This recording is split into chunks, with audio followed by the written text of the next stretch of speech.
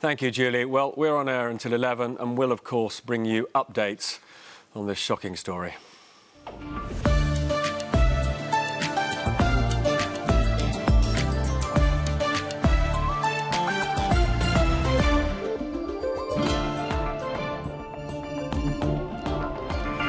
Welcome to a sombre Peston on Sunday after the terrible atrocity of last night at London Bridge, which we'll be examining with the Home Secretary Amber Rudd, the Shadow Foreign Secretary Emily Thornberry, the former Labour Minister Ed Balls and the one-time Tory Chairman Saida Varsi. This has been a very challenging programme to put together and will be challenging to host, partly because after the appalling events in Manchester, we're in shock, but also because there's a sense from you, I think, that our election can't be knocked off course by terrorism. The decision we make on Thursday must be an informed decision, and therefore, with just a few days left before we vote, we have to continue asking politicians questions about how they'd govern and what they would do in office. That's right, isn't it, Anushka? That's right, Robert. I mean, last night, when the first editions of the newspapers landed around 9:30 p.m, they were, as you would expect on the Sunday before a general election, filled with domestic policy and polling. But as that tragedy unfolded last night, they tore up, and the headlines I have here are very different. The Sunday Times, which is actually based in the middle of London Bridge, talks about carnage as terrorists target revellers. The Mail on Sunday, terror strikes London Bridge, and The Observer, twin terror attacks strike London on the eve of election. Now, some people are saying the general election should not go ahead, but there's a pretty defiant message from across the political spectrum. London Mayor Sadiq Khan saying elections are a wonderful thing and something terrorists hate.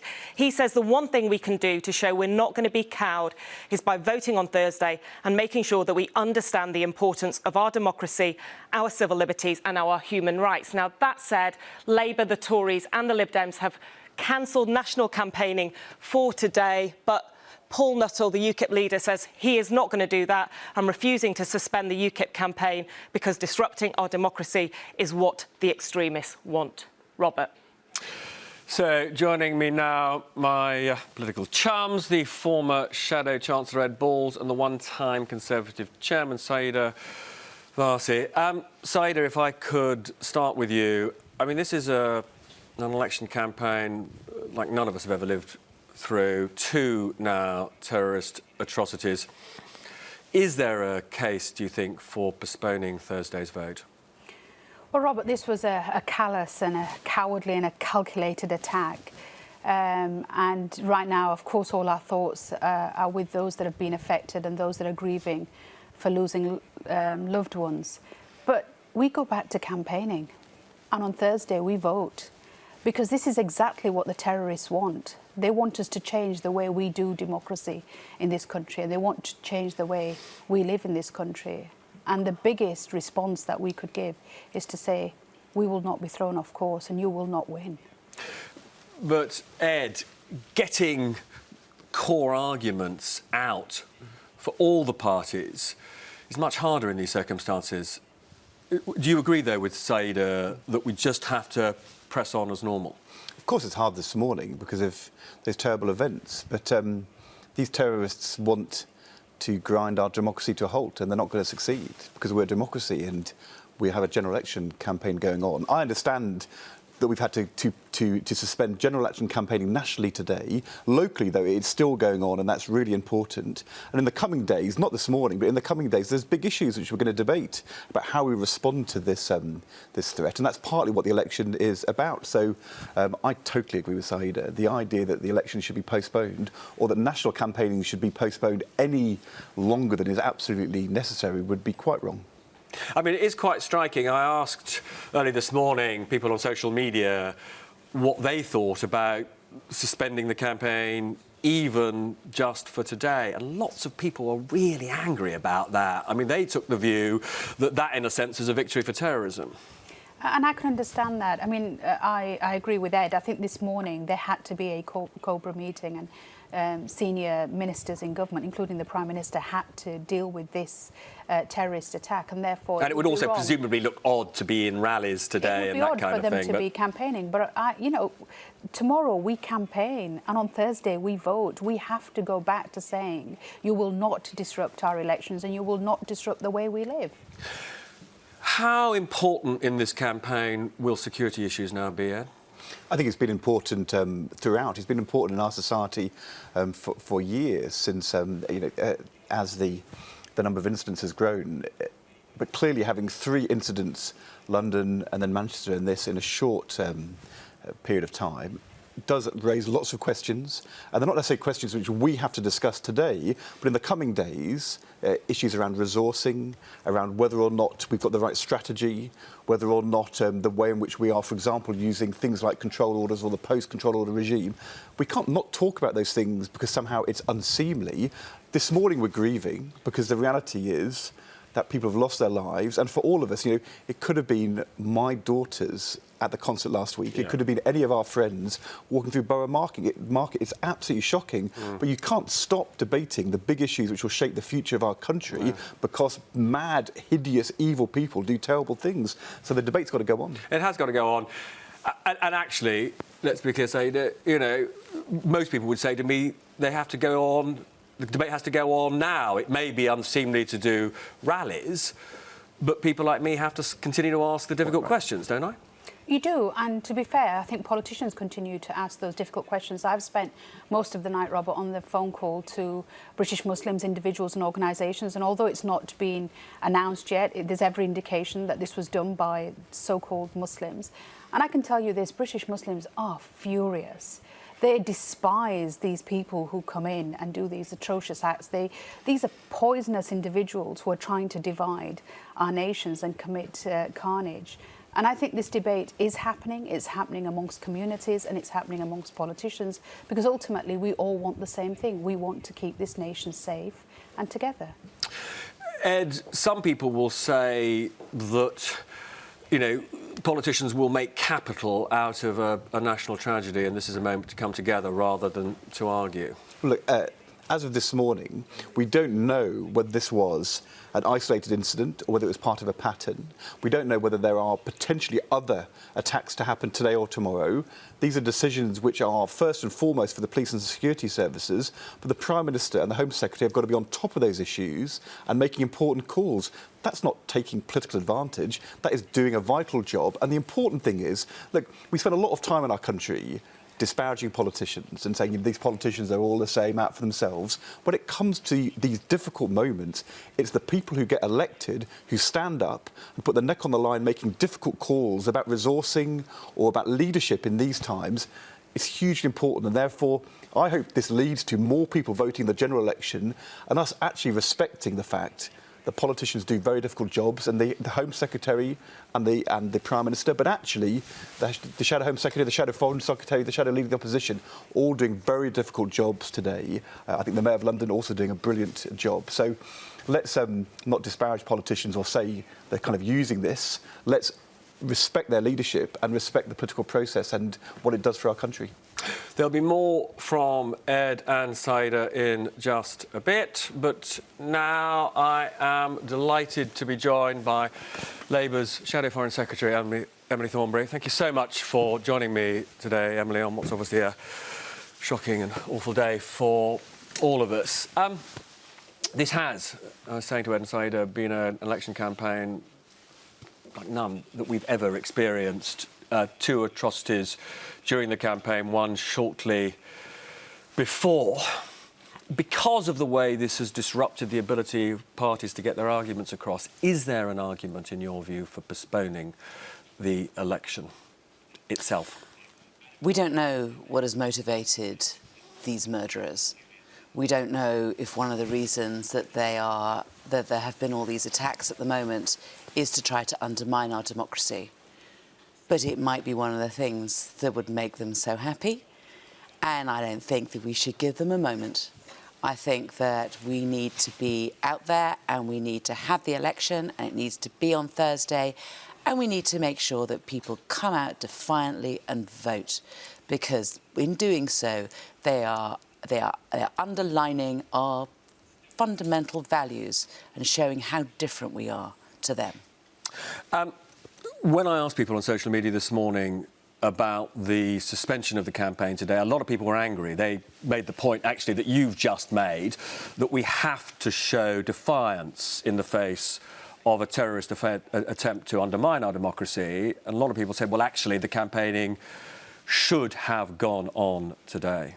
I think, though, there will be people waking up this morning who have only just realised that this has happened, that they may have a relative or a friend in central London who don't even know if that person is alive or injured and are going through the trauma of that at the moment. I just think that this is getting the balance right. We will be beginning our campaigning again this evening, but not doing very much today. How important will security issues now be in this campaign? I don't want to talk about that sort of thing today. Why not? People want the campaign to go on. Yes, and we will be beginning campaigning again this evening.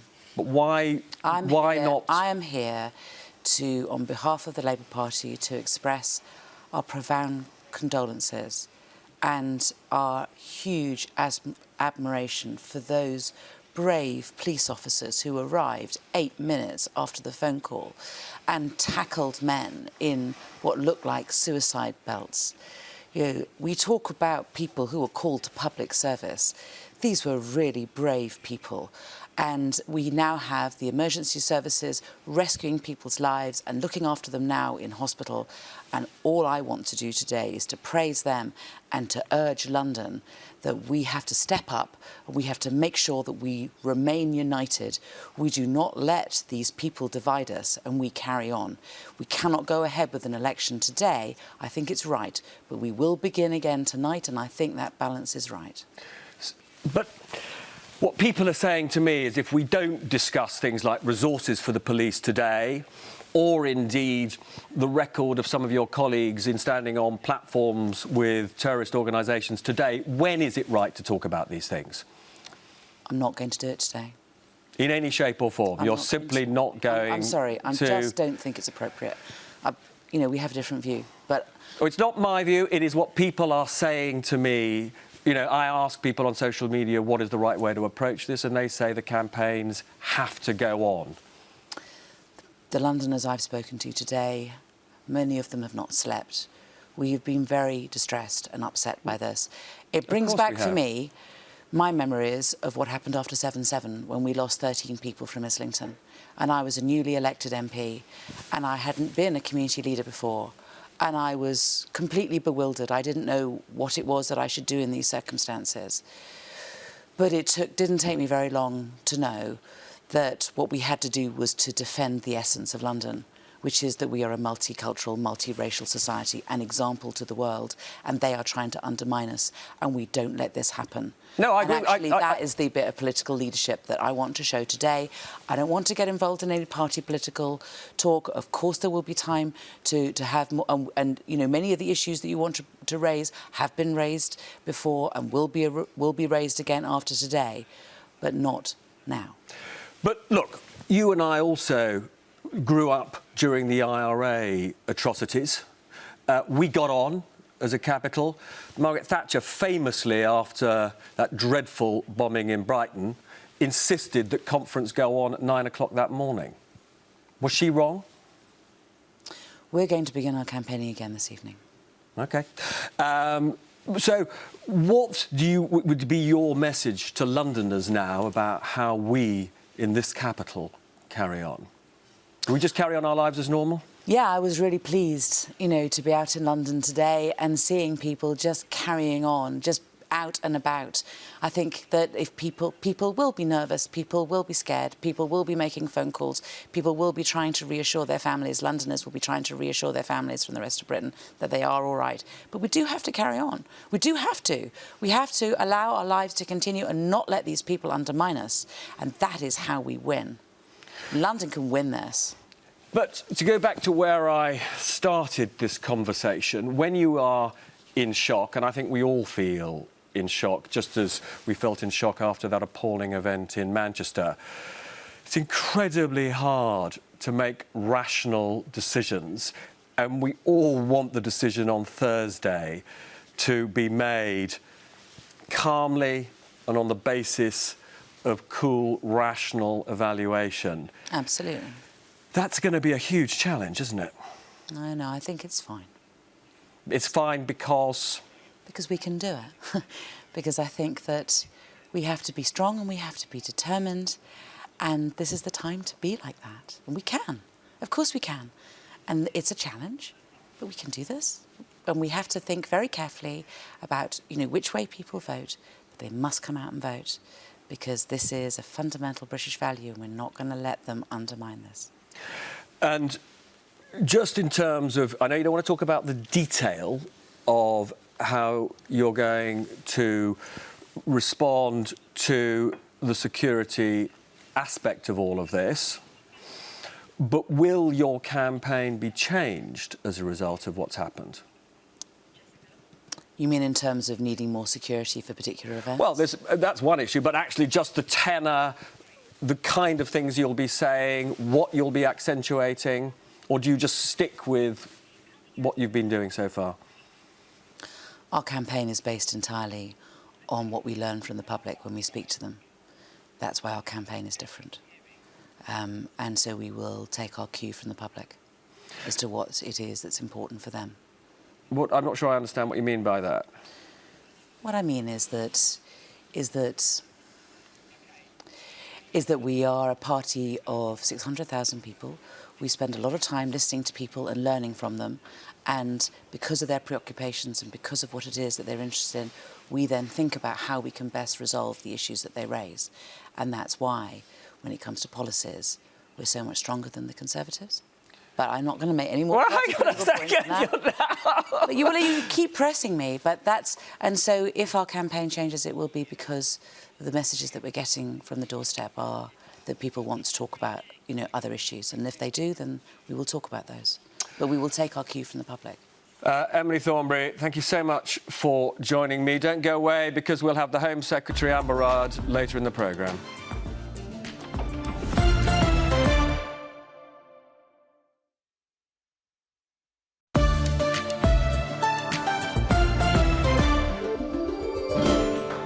Welcome back to Peston on Sunday. I'm delighted that Saeed Avasi and Ed Balls are still with me. Obviously, it's not confirmed that these atrocities were committed in the name of Islam, but if it does turn out that this is another so-called ISIS terrorist attack, how should whoever's elected on Thursday respond? I think, Robert, let me first say this. There are millions, hundreds of thousands of British Muslim voices who will not have today the platform of a national TV studio. So let me speak for all of them in saying this, that as a British Muslim, we condemn these appalling attacks.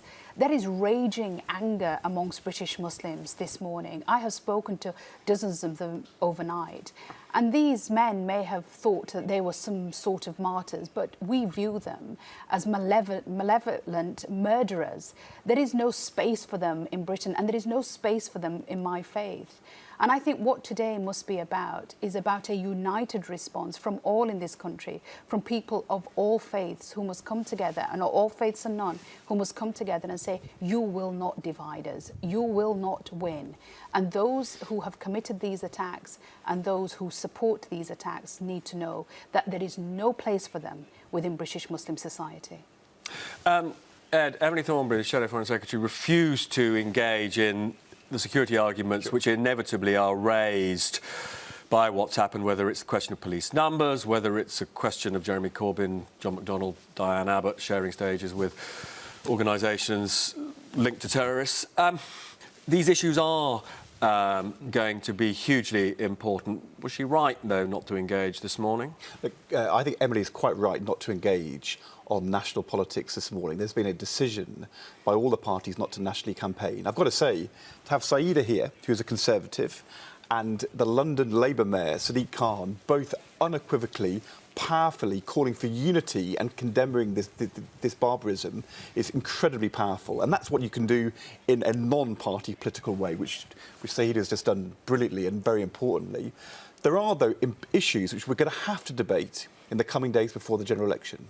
And the national politicians who are standing can't say these things quite this morning, but we've got to talk about these things. You've had 3 incidents. Is something happening which means that there is a rise in the number of incidents, or is it more incidents which are succeeding? Because people will think that unless it's explained to us whether there's more incidents being thwarted.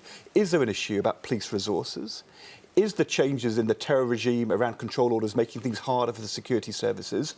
These aren't issues which you're going to get Emily or Amber to talk about this morning, quite rightly.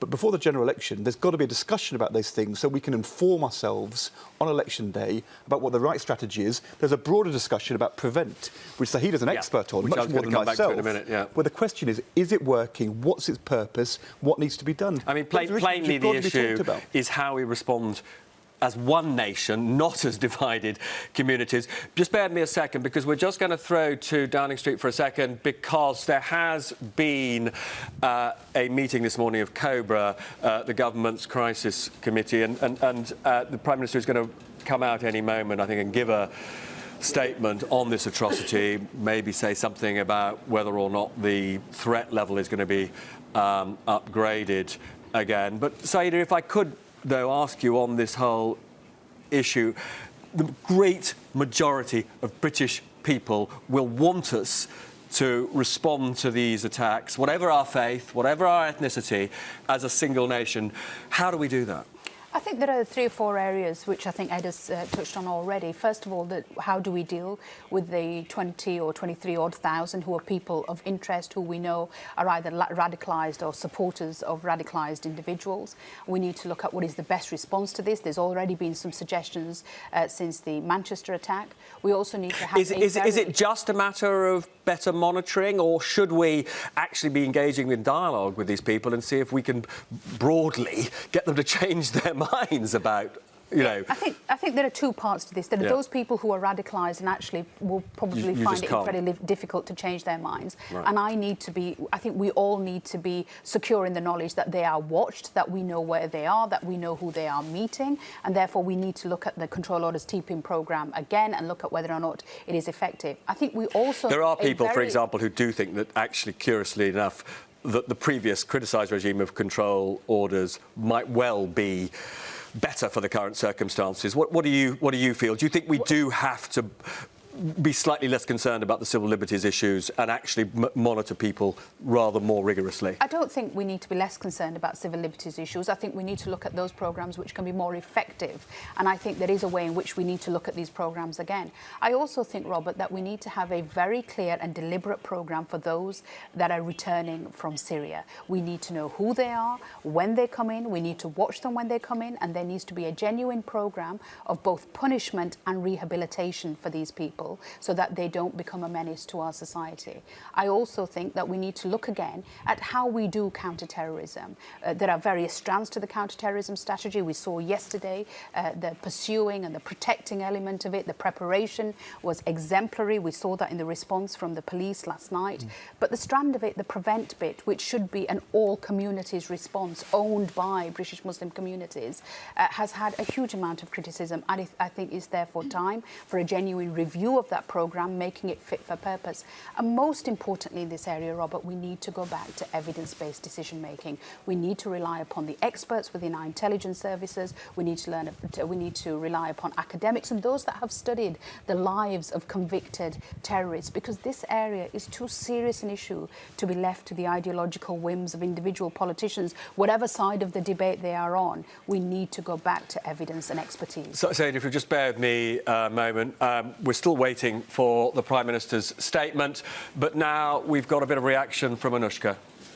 Right, lots of that defiance mood that you're hearing across the country. We have heard from Nicola Sturgeon, the SNP leader, who says she's in touch with the UK government and about to chair her own Scottish Government's Resilience Committee. This is a statement from her party. They say respect for those who have lost their lives must be the priority. However, it is also important, especially so close to an election, that the terrorists do not succeed in their attempts to undermine our democracy. We also know that this comes so soon after that tragic attack in Manchester, and Andy Burnham, the Greater Manchester Mayor, has tweeted, sickening to hear of the attack on London, sending a message of solidarity from Greater Manchester. Terrorism will not break us. Of course, national campaigning has been suspended by the main parties, but local campaigning goes on. And I just want to show you this tweet from Sarah Wollaston, now Tory candidate, basically saying we must vote this Thursday and that it will carry on.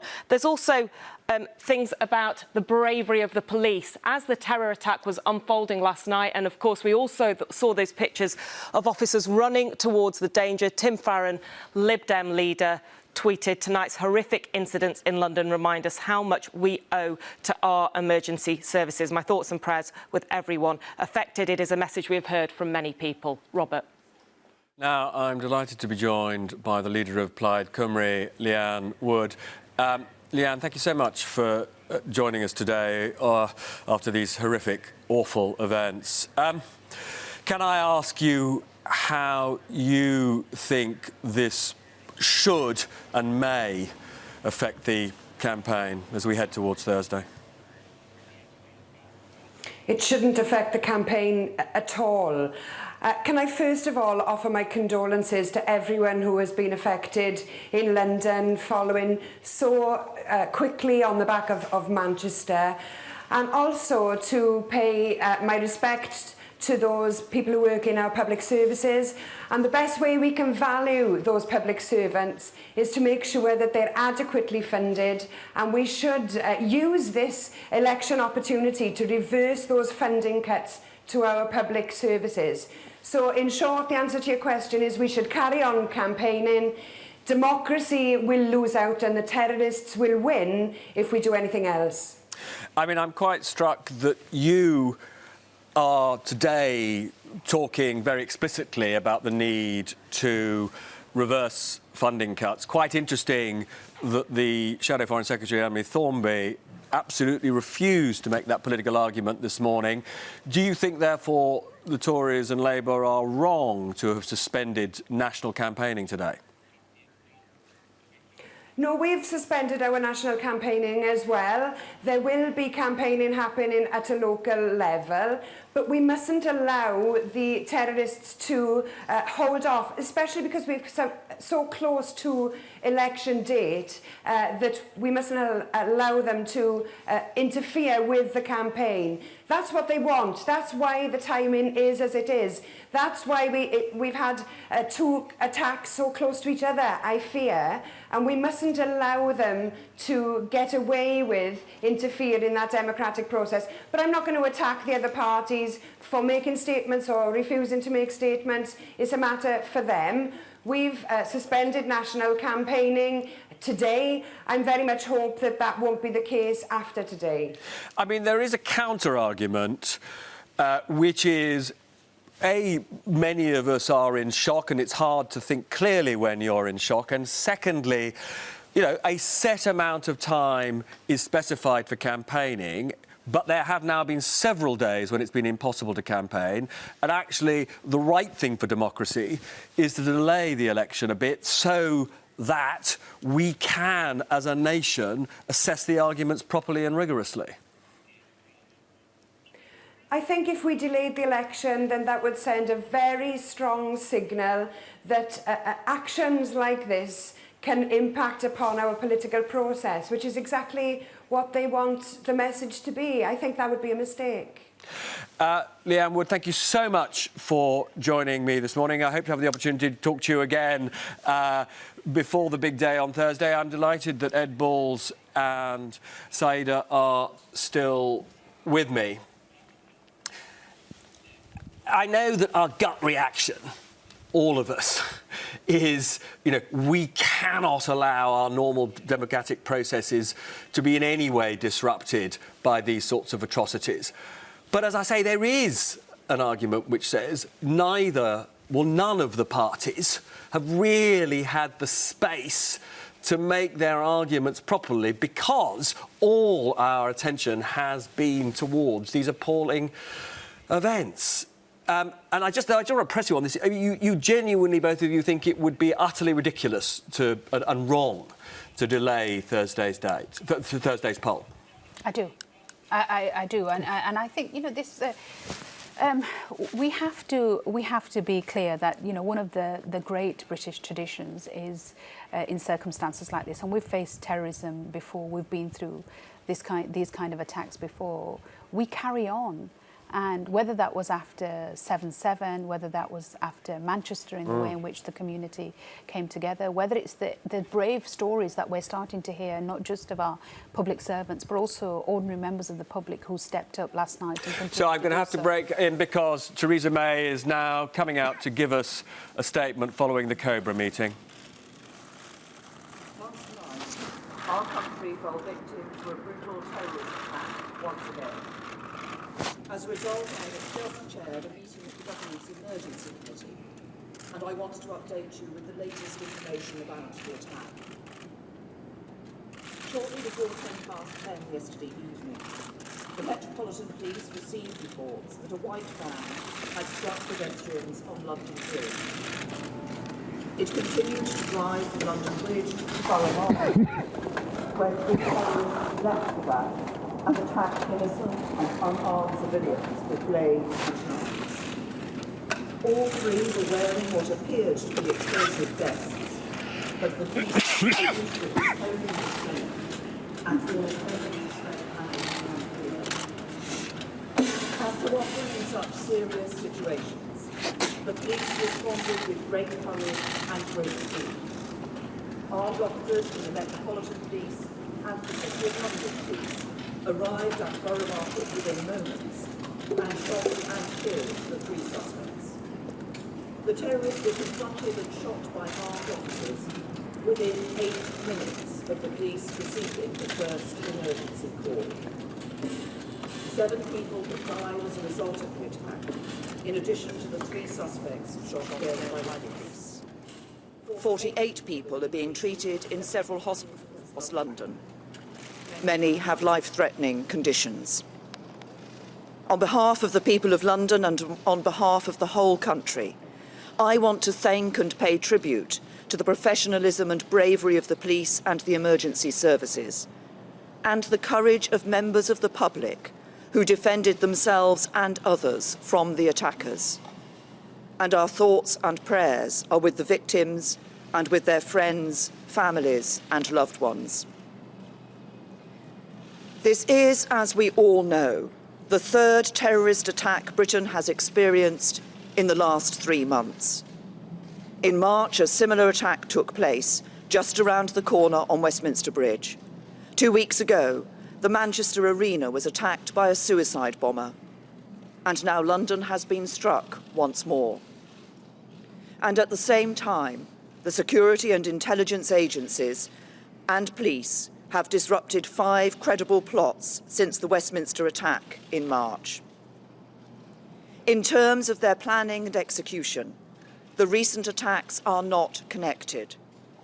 But we believe we are experiencing a new trend in the threat we face, as terrorism breeds terrorism, and perpetrators are inspired to attack, not only on the basis of carefully constructed plots after years of planning and training, and not even as lone attackers radicalised online, but by copying one another and often using the crudest of means of attack.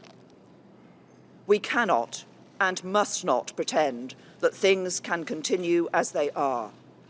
Things need to change, and they need to change in 4 important ways. First, while the recent attacks are not connected by common networks, they are connected in one important sense. They are bound together by the single evil ideology of Islamist extremism, that preaches hatred, sows division, and promotes sectarianism.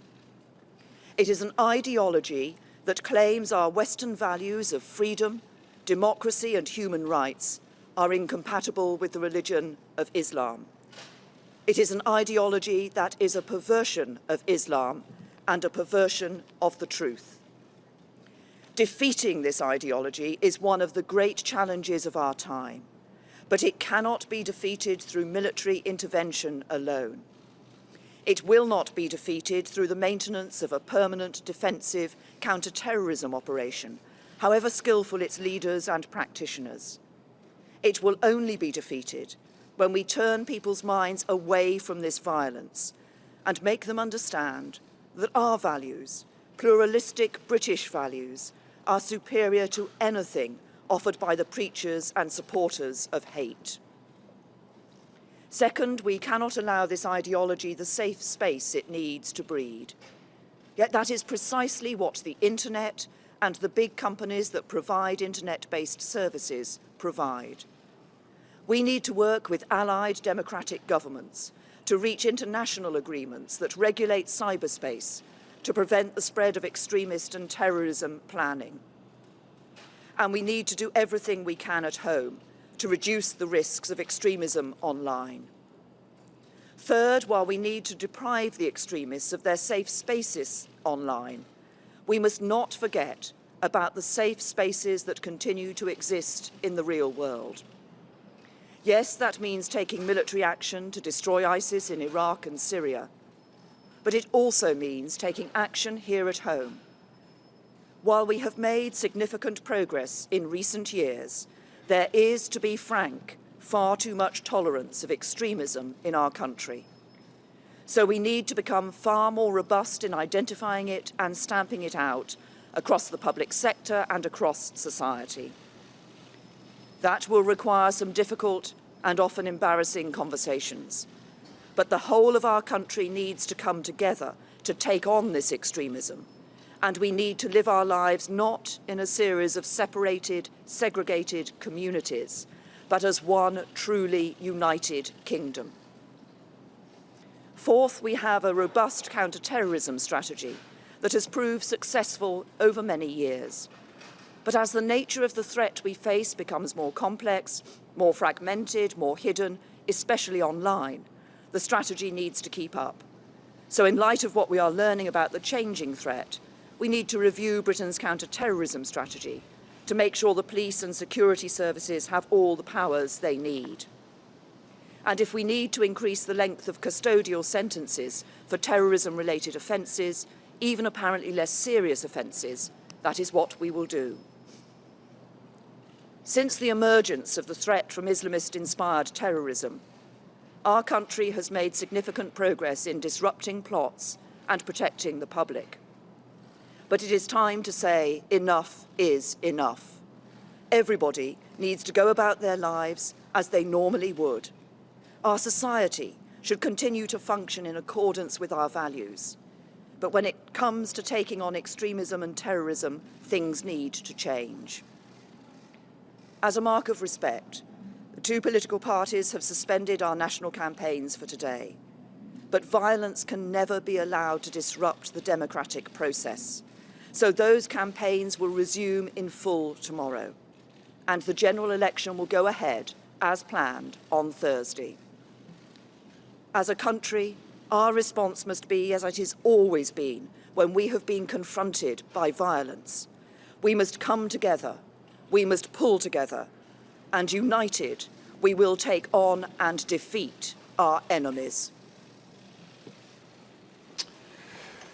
So, first of all, I just want to say sorry for the poor quality sound at the beginning of that important statement from the Prime Minister. Please don't go away, because in just a few moments, I'll be speaking with the Home Secretary, Amber Rudd, who was at that important Cobra meeting, which the Prime Minister has just been talking about.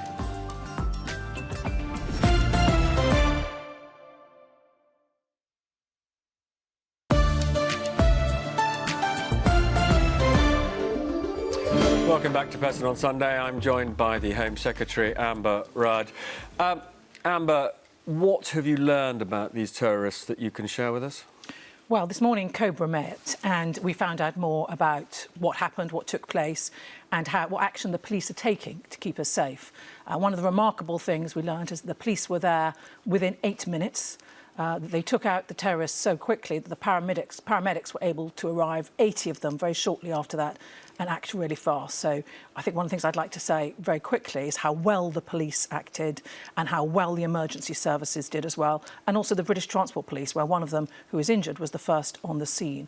The operation is ongoing, so we're finding out more about who these three are. But were these people known to the authorities? Well, I can't comment on that yet, but as the Prime Minister said, we are confident about the fact that they were radical Islamist terrorists, the way they were inspired, and we need to find out more about where this radicalisation came from. I mean, do we know whether there's any connection with the Manchester atrocity? We think it is unlikely. It looks like there wasn't, but we can't rule it out at the moment. But you're clear that this is so-called radical Islamist extremism. We are clear on that, and we are clear that what we are seeing, what we've been aware of for a number of years, is young men particularly being groomed by this extreme ideology, people trying to weaponise them so that they can take action against our values, against our communities, which is what they did last night, these three men. They went out to attack people in our great city, just out and about internationally, and attacked them. After the Manchester appalling event, the threat level was raised from severe to critical. You haven't done that this time. Why not? The level of severe means an attack is highly likely, and we've been at that level for 3 years. The critical level went up because in Manchester the police had to be absolutely sure that there was no additional material or explosives out there that could mean there might be a follow-up attack. When they became satisfied of that, the independent assessor of the threat level, JTAC, said it was right to come back down to severe. We don't believe there is additional elements which could be carrying on the attack we saw last night. Well, JTAC, rather, has made that assessment, so they haven't recommended going to critical. So just to be clear, because this will be reassuring to people, 3 terrorists have been shot by the police. Yes. We think that is all of them. Well, as I say, we can't be 100% sure. The police are still carrying on their operation. But if they thought that if the JTAC thought that there were additional people out there who could be extending this attack, I expect they would have considered raising it. But we're staying at severe because we think that they have got all the main perpetrators. But the operation is ongoing. Now, never in history has there been an election disrupted in this way. Why not delay the vote? Well, I think it's as most people have been saying, Rob. They are out to attack our values, our way of life, our democracy, our freedoms, and it would be wrong to knock any of those in this period now. And I think that everybody I speak to are absolutely clear they want the election to go ahead on Thursday. None of the parties are going to be campaigning today, so nobody gets an advantage. The fact is, I believe we should go ahead, as the Prime Minister said on Thursday. Well, actually, UKIP is campaigning today. They say they won't suspend their campaigns. And actually, when I talk to people on Twitter, many of them are angry that national campaigning has been suspended today. Well, we've made a judgment. The Prime Minister's made a judgment. It's about who we are, about the values we're going to continue with and promote. We shouldn't let our democracy, which we know is so important to us, be knocked by this incident. I mean, I put this to Emily Thornberry, who was on the programme earlier. Many people are saying if we can't talk about security issues today, cuts in the numbers of police over the last few years, or the sharing of stages with individuals connected to terrorist organisations by the Labour leadership. If we can't talk about those issues today, when can we talk about them? Well, actually, I think we've been talking about them quite a lot for the past few days, so I don't think that we are sort of starting from zero again, but I think it is right to get that balance of suspending it today and beginning the discussions again tomorrow. Now, the Prime Minister has said that she thinks there are 4 lessons from all of this, or 4 moves that have to be taken by whoever is elected on Thursday to make us safer. I mean, then they fall into a number of categories, but there was, I think, effectively an admission from her that the prevent strategy, that is the strategy aimed at trying to stop people from becoming radicalised and therefore threats to us isn't working. I don't think that was what she said. I mean, I believe the Prevent strategy has done some really important work about de-radicalising people. What we can see from the attacks that we've had yesterday and over the past few weeks is the scale of the onslaught of the enemy propaganda that comes at us. It doesn't mean that Prevent hasn't been doing some great work, but what she is also saying is we need to do more than that. And I think we all agree. What we've seen over the past 2 months has been a new level of attacks, being stopped. There have been 5 stopped in the past 2 months. 3 have got through. Given this new phase that we're in, we need to have an additional response. Saeed Avasi, your Tory colleague, has said almost all Muslims regard with absolute horror what happened last night and atrocities committed in the name of Islam. How can we as a nation prevent these sorts of atrocities, seeing the rise of ill feeling towards the Muslim community? I think we need to do more to stop the grooming of young people in these communities, and I think that Prevent plays an important part in that. And but how do we come together as a nation? Well, I think that we can build on what we saw in Manchester, unfortunately, by people stepping up their solidarity and speaking out together about the fact that we won't let our British values be undermined by this.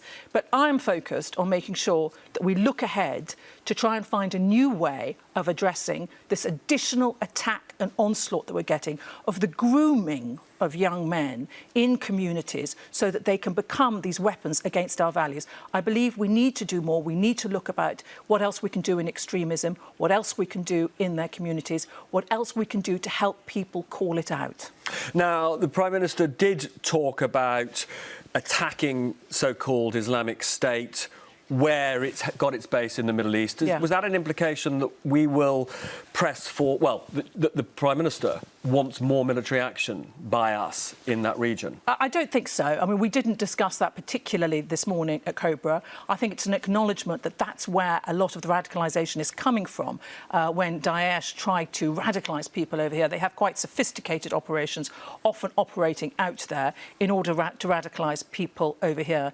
And it's interesting that the messages of hate that they try to send over here have gone from come and join the caliphate, because the caliphate, of course, is being reducing, instead encouraging young people over here to weaponise and attack locally. That's part of the message that's coming from them that must be leading to the scale of the attacks that we're now seeing, not just in the UK, but in Europe and worldwide. There's also a sort of acknowledgement that we're powerless to attack or to tackle one aspect of all of this, which is how extremism is encouraged on social media, online, because the companies, the social media companies, the Facebooks, the Googles and the rest, they're not British companies, they are global companies.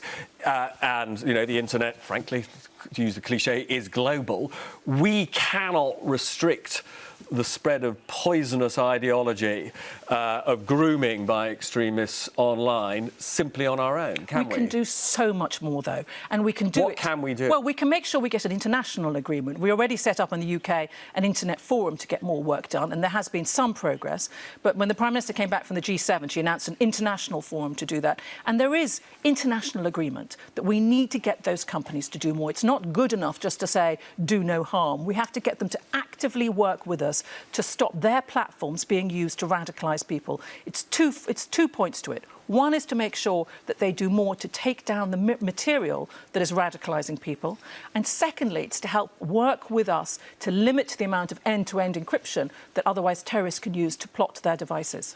Now, finally, some will say it is just wrong to make political capital out of these sorts of appalling events. Is there an argument for saying that in the remaining days there should, in a sense, be a ceasefire on these security issues, and that actually there should be an agreement that the way that we tackle extremism should be a collective cross-party initiative? I think that we are all very conscious that we need to be we need to take the politics out of security while we try and deal with this operation now. You know, this is something that is going on now. There are day-to-day issues going on. The security services and the counter-terrorism police are going to be dealing with other potential threats. So we will be very plain vanilla about making sure there's no political point scoring as we go about trying to keep people safe. Of course, it's right to have a debate about it, but I hope we can do it without introducing politics.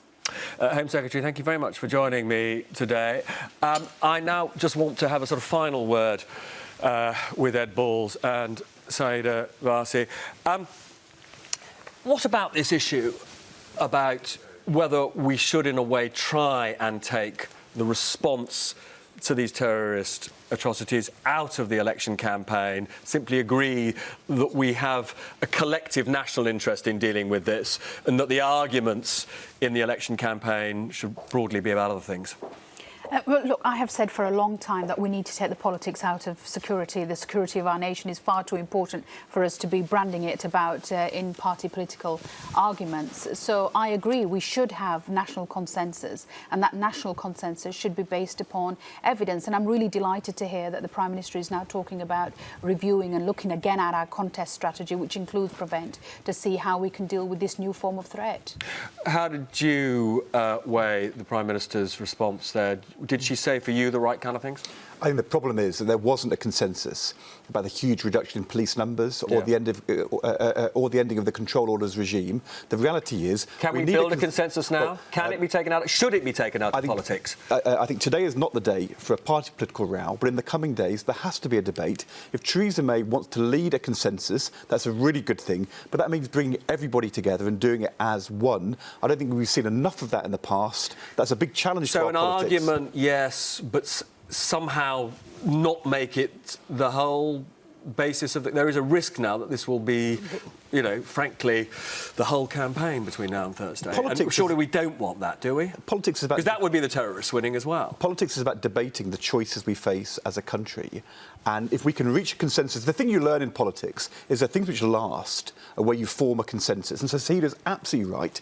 If we can get politics out of this and have a consensus, but if there's arguments and debates, then they should be had, because this is a democracy.